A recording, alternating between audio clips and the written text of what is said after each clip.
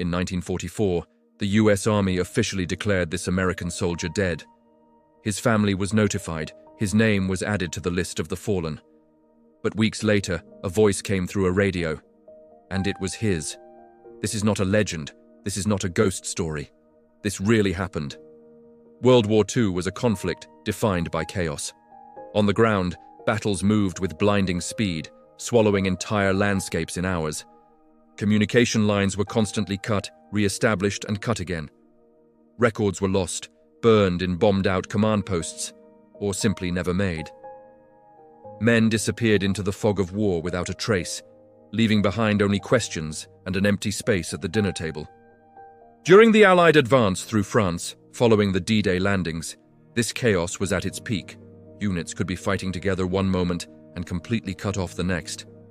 A sudden German counterattack, a mistaken map coordinate, or a blown-up bridge could isolate dozens, sometimes hundreds, of men behind enemy lines. In these desperate situations, accountability was a luxury. If a soldier wasn't present at the next morning's roll call and no one had seen him captured or wounded, assumptions were made. Many were listed as missing in action, a status that brought a unique kind of torment to their families.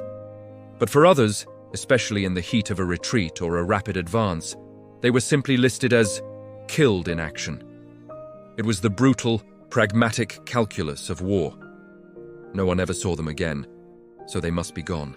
It was in this environment of confusion and brutal certainty that Private First Class Robert Cole of the United States Army vanished.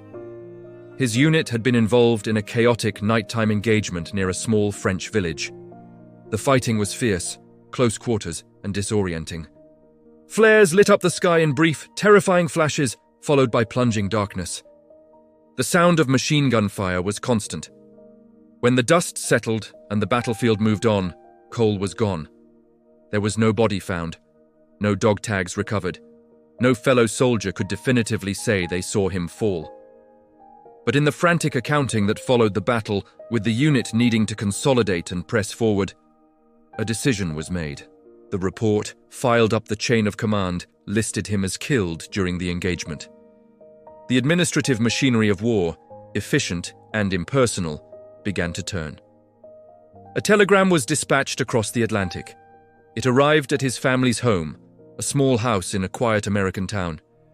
It began with the words every family dreaded. The Secretary of War desires me to express his deep regret that your son has been reported killed in action. The message was delivered. A Gold Star flag was prepared. For his family, for his community, and for the United States Army, Private First Class Robert Cole was officially dead. But he wasn't. In the chaos of that night, Cole had been knocked unconscious by a nearby explosion. When he awoke, it was nearly dawn, and he was alone. The world was eerily silent. His unit was gone. The battle had moved on, leaving him behind in territory still controlled by the enemy. He was wounded, disoriented, and completely isolated. For days that blurred into an eternity, he survived. He became a ghost, moving only under the cover of darkness, his senses on high alert. He avoided roads, knowing they were death traps patrolled by German vehicles. He avoided the sounds of voices, not knowing if they belonged to friend or foe. He subsisted on whatever scraps he could find, his strength slowly draining away. Every shadow was a threat. Every rustle of leaves could be his last. Then, through a stroke of sheer luck, he stumbled upon an abandoned Allied radio set in a wrecked jeep, half hidden in a ditch. It was damaged, its casing cracked, but after tinkering with it, he found that its core components were still functional. It had power. It was a long shot, a whisper of hope in a world of silence.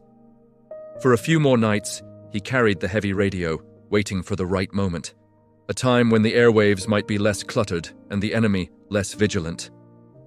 Finally, late one night, huddled in the ruins of a barn, he decided to try. He keyed the microphone.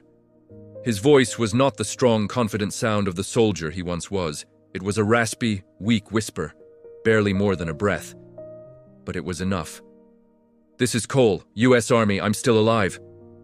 The message went out into the ether, a single, desperate signal. For a long, agonizing moment, there was only static in reply. At the command post that picked up the faint transmission, there was disbelief. The operator who heard it thought he was imagining things. A phantom voice born of exhaustion. When the message was repeated, the initial reaction was suspicion. It could be a trick. The enemy was known for using captured radios to lure rescue parties into ambushes. But then, Cole spoke again.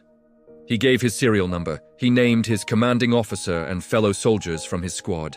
He described the unit's last known position with details that only a member of that unit could possibly know. The impossible was happening. A voice they had written off, a man they had declared dead, was speaking to them from beyond the grave. A wave of shock and urgency rippled through the command structure. This wasn't a trap. This was one of their own. A recovery patrol was hastily assembled. Using the weak radio signal to triangulate his position, they were given their mission: find Private Cole. They moved cautiously through the darkness, deep into territory they had just fought through. They found him just before dawn, leaning against the wall of the ruined barn, the radio at his side. He was alive. He was exhausted, gaunt, and barely able to stand on his own, but he was alive. Weeks earlier, a world away, his mother had mourned him. His name had been read aloud in his hometown church. A life had been officially, formally concluded. Now he was being helped to his feet by his brothers in arms, his voice, once silenced by bureaucracy, now speaking again. His return was nothing short of a miracle, a testament to one man's will to survive and the strange, unpredictable nature of war. The story of Robert Cole is a stark reminder that war does not always end when a man is declared dead. In the immense, impersonal conflict of World War II, where men were numbers and casualties were statistics, the human spirit sometimes refused to be erased. Sometimes, against all odds, the dead still have a voice.